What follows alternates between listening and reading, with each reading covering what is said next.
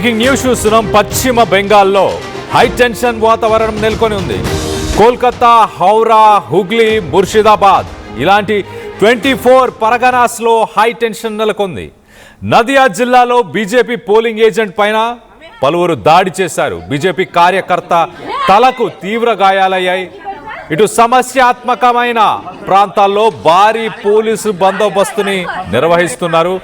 కట్టుదిట్టమైన భద్రతా ఏర్పాట్లు చేసింది ఎలక్షన్ కమిషన్. అయినా కూడా ఇలాంటి గొడవలు, దాడులు జరుగుతూనే వస్తున్నాయి. చివరి ఫేజ్ ఎన్నికల్లో భవానీపూర్ పోలింగ్ పైన చర్చ జరుగుతుంది.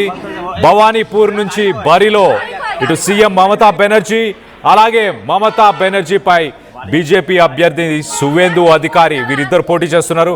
ఒకసారి హై టెన్షన్ వాతావరణానికి సంబంధించిన విజువల్స్ ని, ఆ దాడికి సంబంధించిన విజువల్స్ ని ఒక్కసారి అవి చూసే ప్రయత్నం చేద్దాం.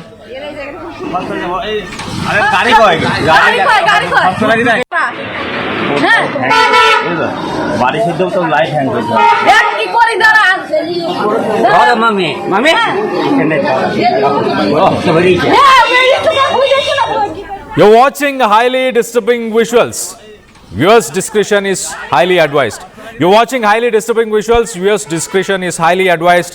పోలింగ్ కేంద్రాలకి ఓటర్లు క్యూ కట్టారు. ఫేజ్ 1లో మనం చూసాం 92%, 93% హైయెస్ట్ టర్న్అవుట్. వెస్ట్ బెంగాల్ చరిత్రలో ఇంతగా ఓటర్లు ఎప్పుడూ ఎలక్షన్లో పార్టిసిపేట్ చేయలేదు. 93% ఓటర్లు నమోదు చేసుకున్నారు ఫస్ట్ ఫేజ్లో. సెకండ్ ఫేజ్లో మొత్తంగా 142 సీట్లకు గాను పోలింగ్ జరగబోతుంది. సెకండ్ ఫేజ్ చాలా ఇంపార్టెంట్ అంటున్నారు ఇటు పొలిటికల్ అనలిస్టులు. ఫస్ట్ ఫేజ్ రూరల్ ఓట్ బ్యాంక్ని కాన్సన్ట్రేట్ చేస్తే, second phase urban, semi urban vote bank ఉంటుంది. ఈ 142 సీట్లకి గాను 41,000కు పైగా పోలింగ్ కేంద్రాలు, ప్రస్తుతానికి పోలింగ్ కేంద్రాల్లో ఓటింగ్ జరుగుతుంది. చివరి దశ అని చెప్పొచ్చు. ఈ చివరి దశలో 1448 మంది అభ్యర్థులు పాల్గొంటున్నారు. ఫస్ట్ ఫేజ్లో 93.19% పోలింగ్ నమోదైంది. మే 4న బెంగాల్ సహా 5 రాష్ట్రాల ఎన్నికల ఫలితాలు వెలువడనున్నాయి. టీఎంసీకే అధికారం కట్టబెట్టారు అంటూ ఇటు ప్రీ పోల్ సర్వేస్ చెప్తున్నాయి. సిఎన్ఎన్ న్యూస్ 18 టీఎంసీకి 184 నుంచి 194 సీట్స్ వస్తాయి అంటున్నారు. బీజేపీకి 98 నుంచి 108 సీట్లు వస్తాయి అంటున్నారు.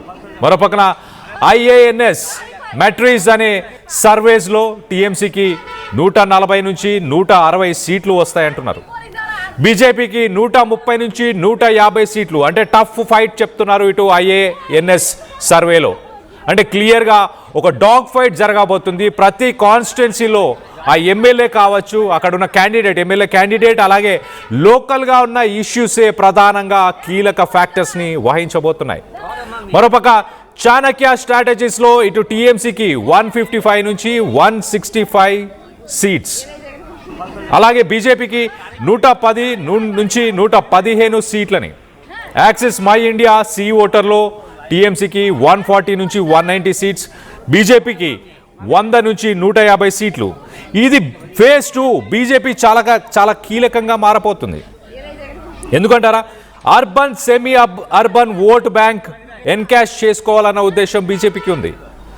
మమతా బెనర్జీ టీఎంసీ తీసుకొచ్చిన పాలసీల ప్రకారం, స్కీమ్స్ ప్రకారం రూరల్ ఓట్ బ్యాంక్ని టార్గెట్ చేస్తూ ఆ స్కీమ్స్ ఉన్నాయి. కాబట్టి రూరల్ ఓట్ బ్యాంక్ టీఎంసీకి, మమతా దీదీకి మొగ్గు చూపించే అవకాశం ఉంది. ఈ అర్బన్, సెమీ అర్బన్ ఓట్ బ్యాంక్నే బీజేపీ కైవసం చేసుకోవాలని టార్గెట్ చేసినట్టు తెలుస్తుంది. ఈ అర్బన్, సెమీ అర్బన్ ఓట్ బ్యాంక్లో ఎంప్లాయ్మెంట్ కావాలని కోరుకుంటారు, ఇన్ఫ్రాస్ట్రక్చర్ బాగుండాలని కోరుకుంటారు. ఇలాంటి వ్యక్తులు ఉంటారు. కాబట్టి బీజేపీ వాళ్ళని టార్గెట్ చేస్తే పవర్ని సాధించే అవకాశం ఉంటుంది. ఎక్కువ శాతం సర్వేస్ టీఎంసీకి 44% ఓట్ బ్యాంక్ ఉంది, ఓట్ షేర్ రాబోతుంది ఈ ఎన్నికల్లో అంటూ ఇటు ఎక్కువ శాతం సర్వేస్ చెప్తున్నాయి. బీజేపీ కూడా ఏమాత్రం తగ్గట్లేదు. బీజేపీ కూడా 40% ఓట్ బ్యాంక్, ఆల్మోస్ట్ 40కి 44%కి 4% మాత్రమే డిఫరెన్స్. ఆ 4% డిఫరెన్స్ని ఈ సెకండ్ ఫేజ్లో బీజేపీ ఏమైనా కన్వర్ట్ చేసే అవకాశం ఉందా? ప్లాన్ చేసే అవకాశం ఉందా? మొత్తం మీద